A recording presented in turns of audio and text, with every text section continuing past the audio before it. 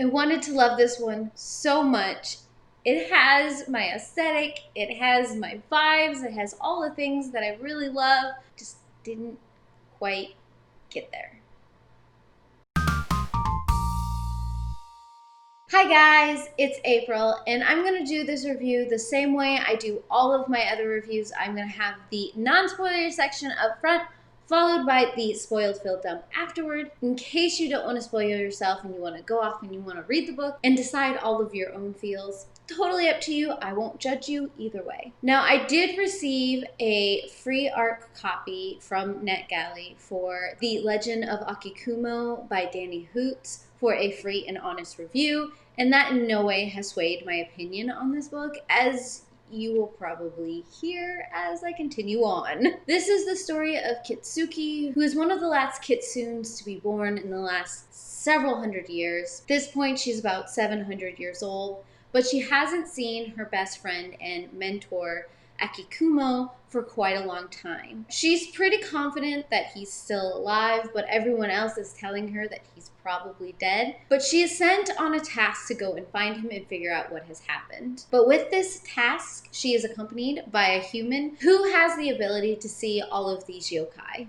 This book is basically the journey of her trying to find her mentor. It flashes back to the past when she first met Akikumo, and it also flashes to the present where she is searching for him. I will say that the premise of this book is very fascinating. I love Japanese culture, and this had a lot of that embedded in it. It was very helpful that at the beginning it had a section that explained all of the different terms and all of the different people. It was a little disconcerting at times having to flip back and forth between that, but if you have embedded yourself into the Japanese culture for quite a long period of time, because I watch a lot of anime, I read a lot of manga, a lot of those terms were very familiar to me, but I can see how going into this, not knowing a lot of that culture, this could be a little disconcerting. Also, the way it is written, it's marketed as YA, according to Netgalley, but I feel like it reads a little bit more middle grade. The main character, while she is 700 years old, it is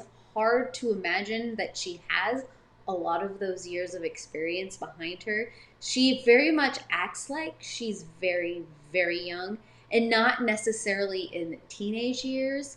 It's almost even younger than that, which is why I started to get some of these middle grade vibes, especially with how she interacts with the human that she's a companion with, and a lot of the authority figures that she interacts with as well. She has a lot of development that she needs to still do. She is constantly demeaning humans and downgrading them into something that isn't worth it, and she doesn't understand why they exist, why they still have to be a thing, why they are the ones that are pretty much populating the earth at this point. And it gets very repetitive in that mindset. It's constantly this like human bashing. And I sort of understand where she is coming from. She's got a lot of back history, but it's hard to get through this read when it is every other sentence or 3 times in one page and then 3 times in the next page. It gets a little grating on my nerves. A lot of the characters didn't feel like they had any heart and soul. They felt very flat. They could have been switched out for anybody else. I don't think this was as developed as it could have been to really make this epic adventure in just finding oneself or just giving it some kind of climactic experience. This book didn't really have that. You kind of go through and you're supposed to connect with Kitsuki, and you just don't, because it just didn't have enough humanity in it to really build it up into a place where there was this development or there was this pull. And I agree, not all books have to have that, but this book was marketed as this grand adventure of figuring out what happened to her master, to her best friend. And it kind of got there, but it didn't. It is a short read, which was good because it became a little bit of a struggle towards the end, because it didn't feel like anything was really happening. Yeah, there was some journey. Yeah, there was meeting some of these, more of these monstrous yokai, but it it didn't bring any passion to it. And I think that's what was lacking for me in this story. I do think it could be a very decent read.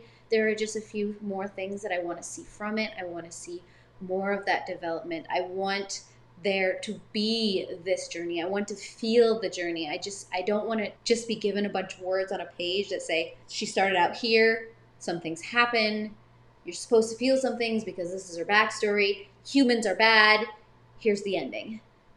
And I feel like that is kind of what I got. Like I said, I really, really, really wanted to like this story. There's so much going for it. The cover is absolutely gorgeous, and it does play with a lot of those anime and manga themes that I really like, but it just felt like a slight ripoff of some of those story arcs that I see in anime and manga, just not as developed as a lot of those very long story arcs start to get, because you get to know the characters. And yeah, they act very kitschy and they have these over dramatic ways, but you get to start to feel the heart and soul in those characters just by having all these episodes with them or all of these volumes with them. And this story just didn't have that. So would I recommend this read? Maybe not. I mean, if you like reading in this genre, I mean, you might find some pieces you really truly enjoy in this read. Overall, I think it needs a little bit more work before it can carry on, because I mean, it does leave in a place where it could have more books in the series. I do still feel like this is more middle grade than it is YA, and I think with a few tweaks, it could do really well in that market. Maybe if there are more books in this that lack of soul or heart that I feel like this was missing, we might find it in those ones, but I don't know if I want to try and find it. That's just kind of where I'm at with this. I'm now going to switch over into some of my spoiled Phil thoughts on this read.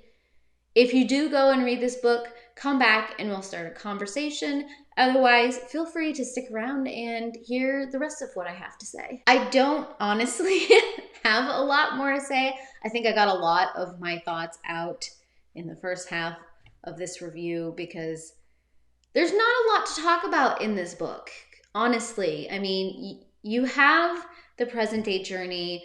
You're trying to find Akikumo. And it feels like it's supposed to be this journey into her slowly accepting humans, even though she's had probably 500 or so odd years to come to terms with the fact that humans are a thing and they can't necessarily exist without them.